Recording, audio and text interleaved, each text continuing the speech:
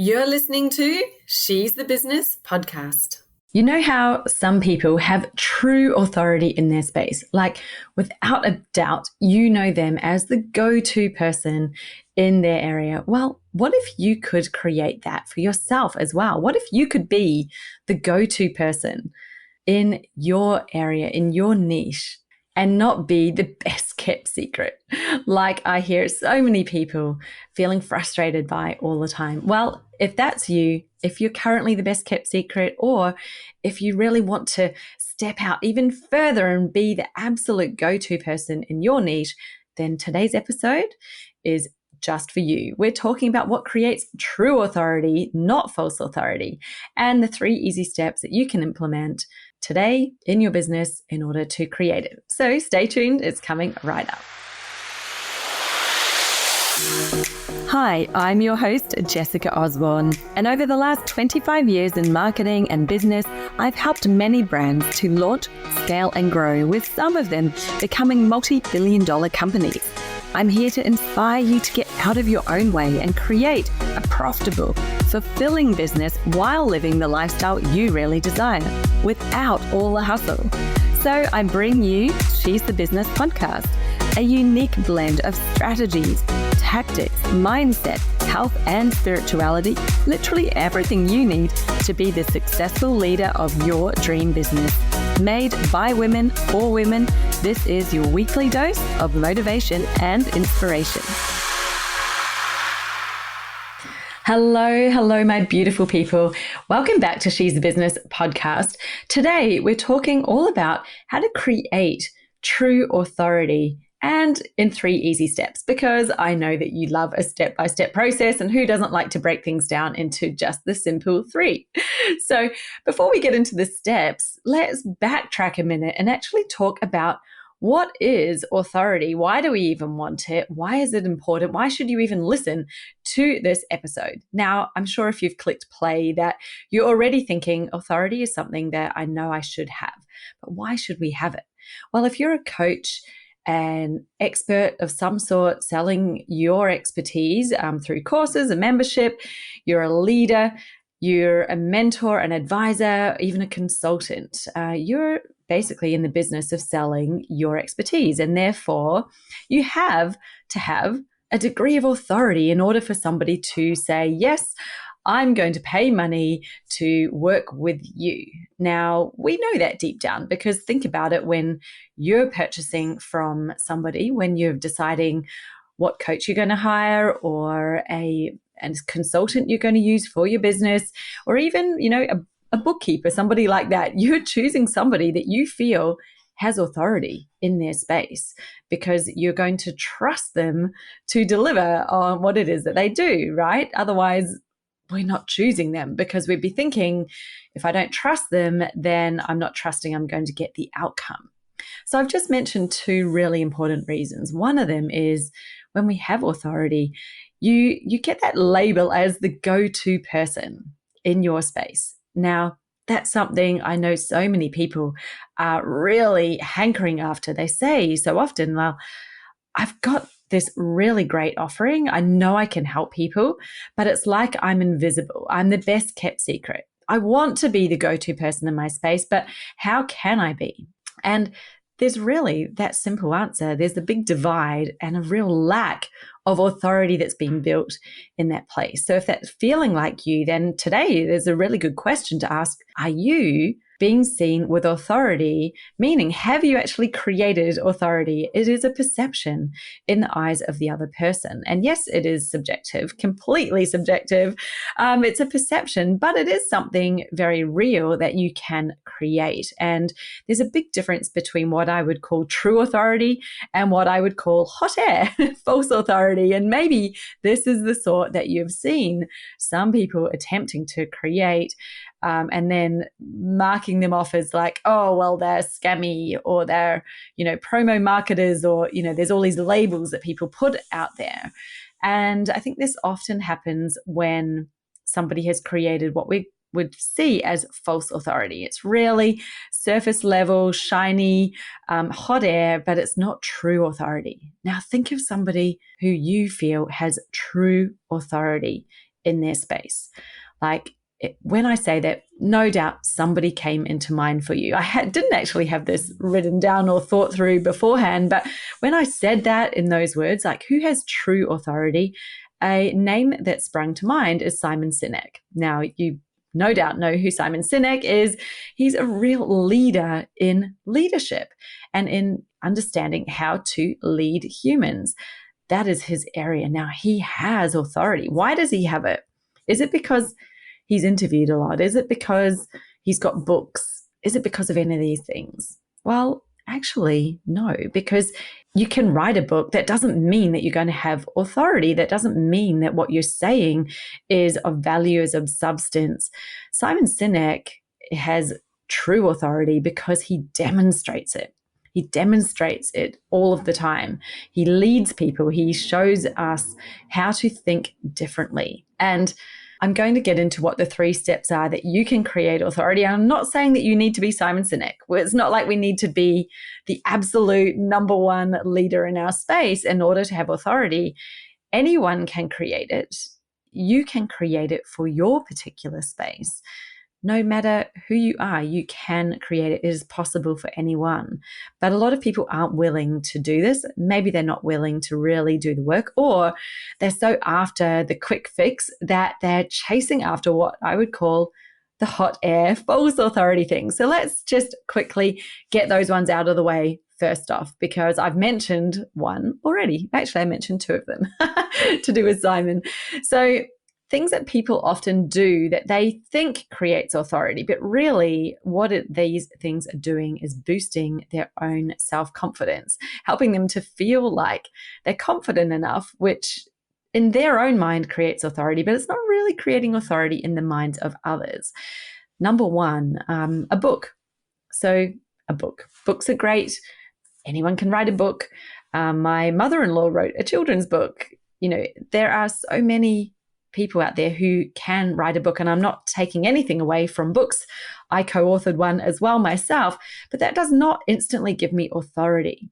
There's so much more that goes with it. Yes, some people who have authority also have books, but a book does not cause the authority. So it's really important to disengage that as the book being the cause of the authority. No, the book is a really fantastic way. If you are an authority in your space and you want to communicate, you want to, have your message reach more people, then the book is a fantastic medium in which to do that.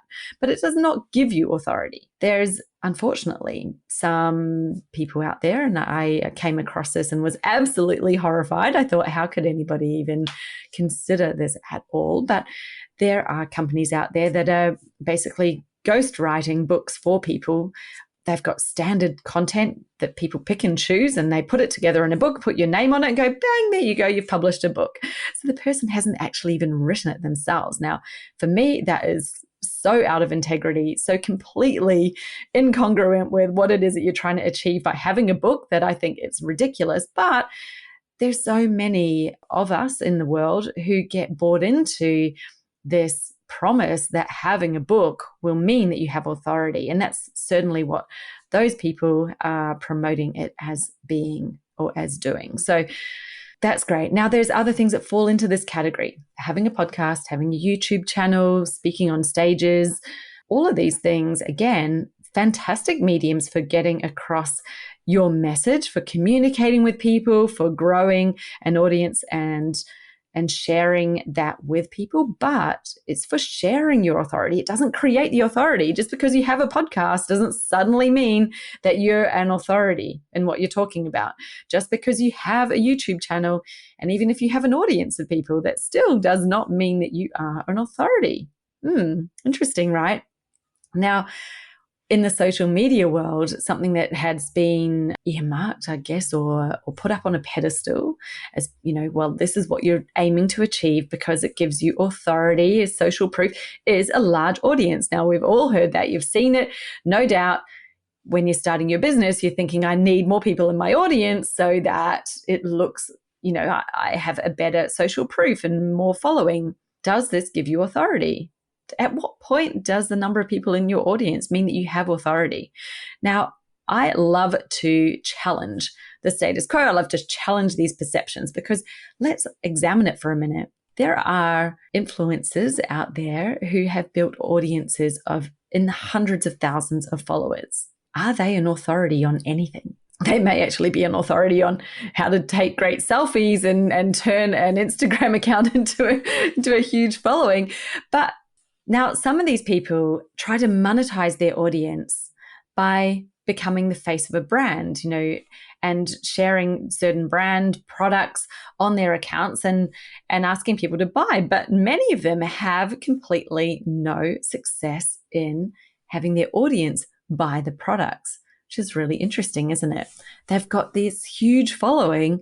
People love what they're posting. Maybe, we're all feeding off this vision of an amazing life that isn't ours and we want to have it, or whatever it is. Maybe they take photos with their butt hanging out. I don't know.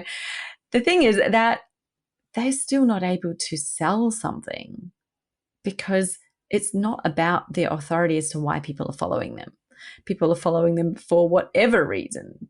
Interesting, right? So big audience does not equal authority. It does not cause authority.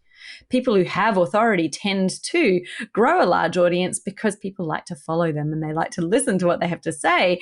And so they organically grow an audience of followers. But the audience didn't come first. The audience was not the cause of the authority. Now, what else falls into this category of false authority? Things that people do to boost their own confidence, to make them feel like they've got authority. Well, one of the biggest ones that I see is going after qualifications or awards, and they kind of go in the same bucket. Often what is happening here is, if we're going to be honest with ourselves, probably a case of imposter syndrome. Like, I think I have this skill and I think I want to be, I want to sell some services around it. Or I want people to see me as an expert or see me as somebody with authority. Therefore, I'm going to go and get qualifications that I can have certificates for and have them up on my wall. And I'm going to go after awards and get awards to show that I really do have it. Now, is anybody else marking you off, asking for these qualifications, asking for awards, thinking anything differently of you because you have them? No, absolutely not. And you can see so many cases of people who you've got no idea whether they've won any awards or got any qualifications, yet they have authority and you're very willing to follow them and buy from them. Like, I don't know what Simon Sinek's qualifications are, and I don't know whether he's won any awards. And he was the first person I thought of when I thought, who does someone who has true authority? So those things did not create the perception of authority in my mind, right? And it's the same for you, the same with your audience. And the good news is, I'm not saying don't get the qualifications. I'm not saying don't get the awards. Awards are fantastic. They can be a really great PR vehicle, great way to network, to meet other business owners, and to create a reason to, be spoken about, to have articles written about you, to create exposure. None of those things create authority. It creates exposure, fantastic, but doesn't create authority. So you need to have the authority probably even before you're entering the awards. Ideally, especially if you're really wanting to win the awards, they tend to be going to the people who are showing true authority in that space. The same with qualifications, and there are certain reasons and instances where you need to have a qualification in order to be practicing what it is that you do. And that's great. You definitely need to have those qualifications. But there are a lot of qualifications out there that are really just, hey, you're learning something and here's a qualification at the end so that you can, feel like you've gained something from that. And it's not a prerequisite or a requirement because it's not a specific thing that you have needed to learn. Marketing would be a great example of this. I do have a qualification in marketing. So when I happened to be a teenager, the whole world thought the best thing you should do is go to university and get a degree. And I came out of high school and I thought, well, I'm quite creative. I like communication and I like the idea of marketing, plus any company, any business needs it. So to me, it was a logical choice. And I went off to university and started a marketing degree. Interestingly, I didn't finish it in those first 3 years. I took did a year, and then I went across the other side of the world to live in London with some friends for a while and do some traveling. I got a job in marketing. Did not have my degree finished. It took me in the end 9 years to finish that 3-year degree, because I came back and I did a year, then I went traveling again, finally came back and finished it 9 years later, so I could do it within the time frame of the original papers I'd done. And anyway, that's all for another story, another day. But the point is, I was already working in marketing long before I had the qualification. Why? Because you don't need a qualification in order to know how to do it. You don't need a certificate.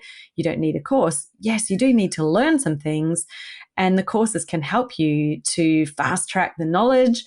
The skill, really, you only gain by doing it. So it is something that is more gained through doing as opposed to gained through knowing. And that's why, really somebody who has authority in marketing is not someone who's done a degree in it or who's got a qualification or done a course. It's actually somebody who's doing it and is showing that they can do it, right?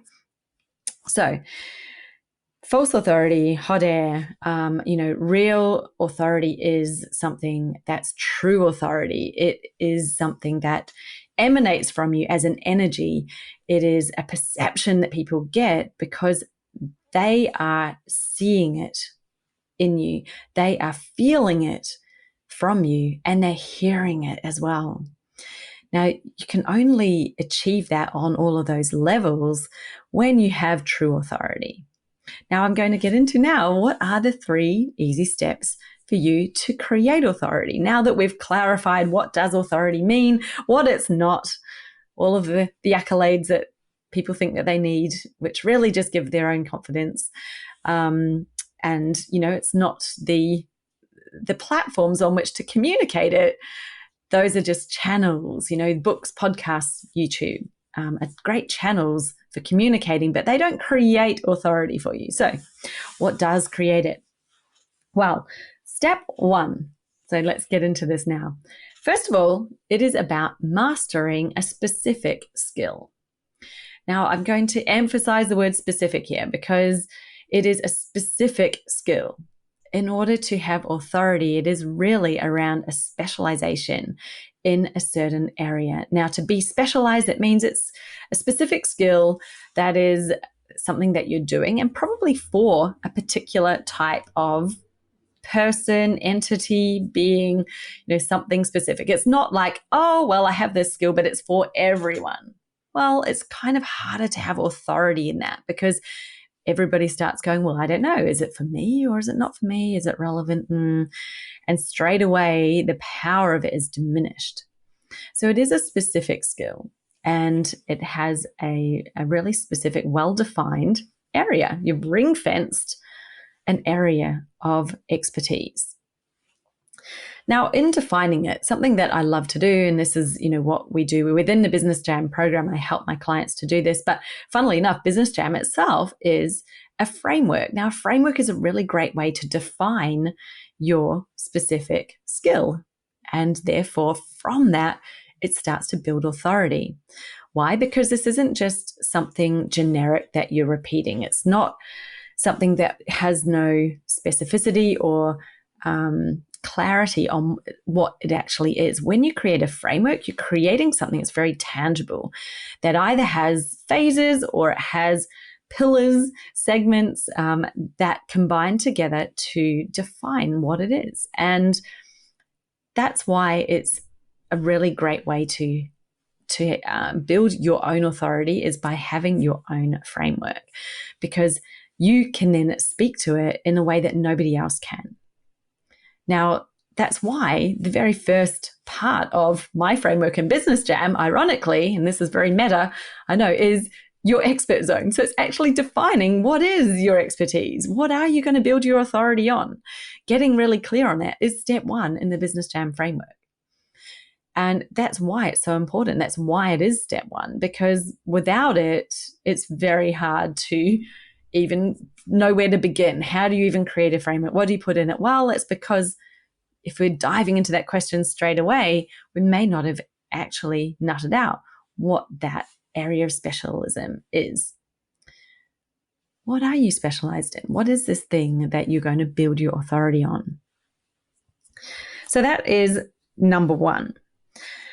The second step is that now that you've defined your expertise, your specialism, you've got your expert zone, as we like to say inside Business Jam, you have got results for yourself.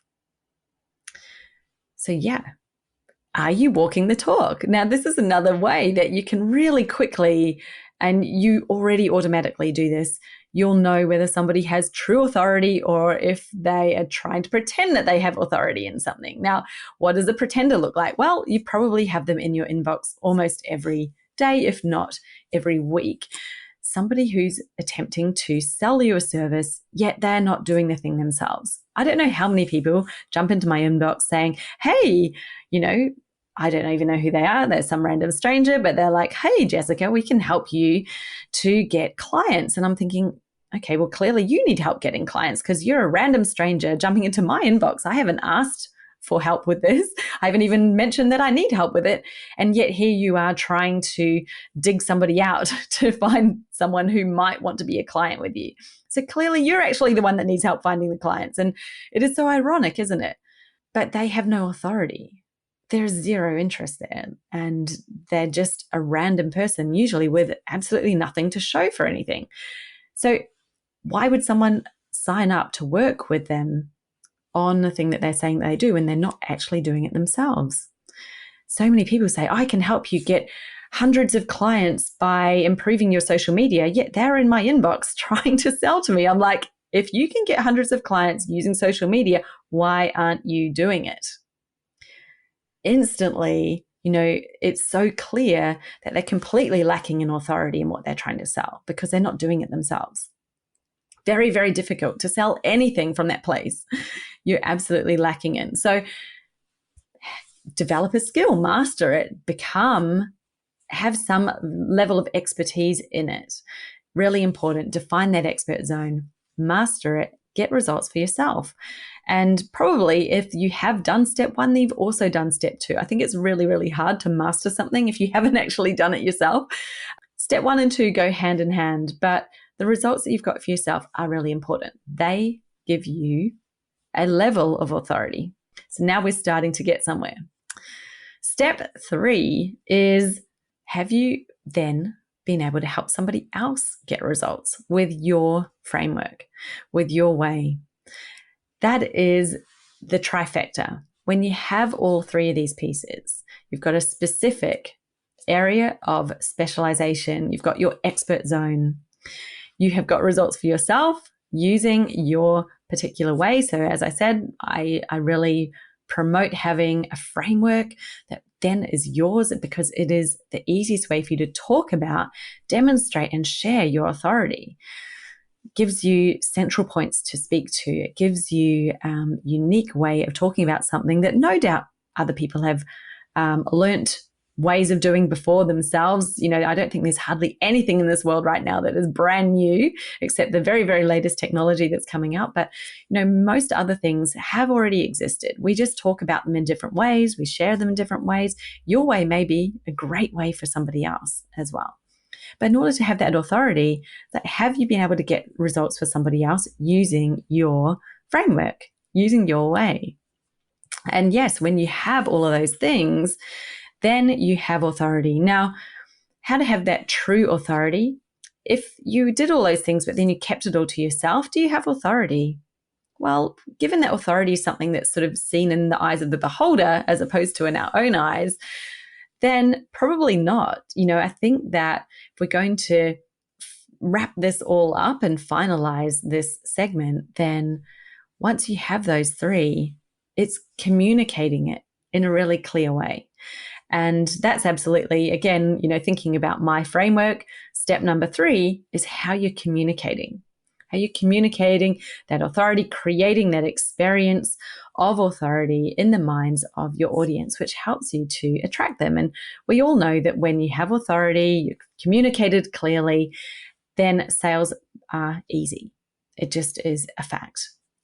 people don't buy when they're confused. They don't buy when they're unsure. So authority brings certainty and trust. And that communication layer, actually being able to communicate your authority, is what sells. Now, Simon Sinek is, again, I'm just going to keep using the same example, great example of that, right? Because how clearly does he communicate? He communicates his authority because he's speaking about something he knows so clearly. He's done, he's helped others with, and he helps us all understand these points because of the way he communicates it. And therefore, he's got this enormous following around the world because people get real value and understanding and enlightenment and learning and knowledge from him because he is being really clear, very specific about what he's sharing. And he's sharing that from that place of true authority, of having done it, having lived it, having breathed it, having got great results, and helping others to get those results too. So there we have it. How to have true authority in 3 easy steps. Yes, anyone can do it. You can start that today. Now, you may not ever want to be a Simon Sinek and speak on stages and have things about you all over the internet, and you don't need to. It's actually about this being about you in your corner of the world with your ideal clients, that when they come into touch with you, when they have exposure to you, a touch point with you, your business, if that's finding your website, if it's seeing one of your social media posts or following your channel on social media, that they're getting this experience that is communicating a perception, an air of authority, so that they have that perception of authority when they're experiencing anything that comes from you. That's it. It's really that simple. So what do you think? How can you start to implement those 3 steps? Maybe you've already done some of them. Maybe it's about being clearer, getting more defined, and the all-important part of actually being able to communicate it and show it and share it in a way that people really get it, they understand it, and they can see what it is that you have within you that you may know you have. Helping others to understand it is so, so important. So thank you so much for joining me. I hope you had an amazing episode today. Be back next week with a beautiful client story and some value that they're going to share with you of what they've done in their business that has helped them to succeed and excel and have a better life, business life balance. If you've loved today's episode, then I would absolutely love for you to give us a rating, 5-star rating, scroll down, tick the 5 stars, and also leave a few words of a review if you have a moment to spare. Even if it's just a couple of words about your experience with She's a Business podcast, what that does is it helps the podcast be seen by more people. It helps more women discover it. It helps them then to find this resource of, really seeing so many examples of women from all different walks of life all over the world with different experiences, different backgrounds, different types of businesses, what they're doing that's been working. Their insights, their learnings, their lessons, their amazing knowledge and skills and expertise that they share with you. And I aim to bring you so many different examples of that it really does help you from a holistic viewpoint on your business, because it's not all about just one thing. There's so much that goes into having a successful business as an entrepreneur, and also leading a life where you're feeling happy running your business, you're healthy, you're, doing the things that are important to you, whether that's spending time with your kids, whether that's exercising every day. Hopefully it is, we want to be looking after ourselves, but all of the things that are important to you, we want to be making sure we're ticking those boxes, right? Otherwise, it's not true success. It's great if the business is doing well, but if we're absolutely burning ourselves into the ground doing it, then how long is that going to be sustained for? It's going to be very short-lived, right? Which is the problem that some people find themselves in. So the purpose of She's a Business podcast is to bring you so many different stories and different tips, viewpoints, perspectives, all of the lessons and learnings, as I said, from different people around the world who have had different journeys into business, different backgrounds, and have found unique ways of making it work for them.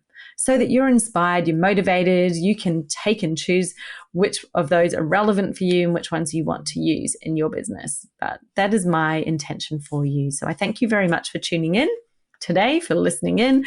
And I'd love it if you would help us to share the podcast with more people by simply leaving a rating and a couple of words of a review. So thank you, and I'll see you next week. Do you know something? There are so many people that are overcomplicating their marketing, which means that they're running on the marketing treadmill, pumping out so much content, but still not yielding those results, meaning there are no clients actually signing up. Like, what use is an audience if they're not an audience of buyers? What use is it creating great content to share if the people who are reading it have no desire to take that next step to actually working with you? Well, if any of those things are happening for you right now, then it's highly likely that you're simply missing a key in your marketing strategy. And those keys are really simple. There are just 5 of them. And it's about how you align them, put them together. That is the simplicity that makes everything work, just like clockwork, so that you have a consistent stream of what you would consider your dream clients literally turning up in your inbox, ready to have a conversation, ready to sign up with you without you going out there to find them. So let's put an end to cold outreach. Let's put an end to searching for clients in Facebook groups. Let's put an end to just waiting around and relying on referrals to come through from other people. Because when you have that consistent stream of clients, then you're in the place of being able to choose. You've got an abundance of opportunity out there, and all we need to do is turn on the tap for your clients to find you. So I've created a brand new training, and it's called 5 Keys to Clients on Tap. So you can guess what it's about, can't you? Well, this 1-hour short training takes you through those 5 critical keys that you need to have in your business so that you do have clients on tap, and not just any old client, the ones that you most want to be working with, that are going to make you profitable, that are going to fulfill you, are going to make you feel like jumping out of bed every morning because you love your business so much. So you want in? All you need to do is head to jessicaosborne.com/TMF for the magnetic formula. So TMF, and get yourself into the next session that's running for this training. You honestly will not regret it. It is going to change your business, your life, if you've been experiencing any of those problems I mentioned before. Look forward to seeing you in there, and let's do this.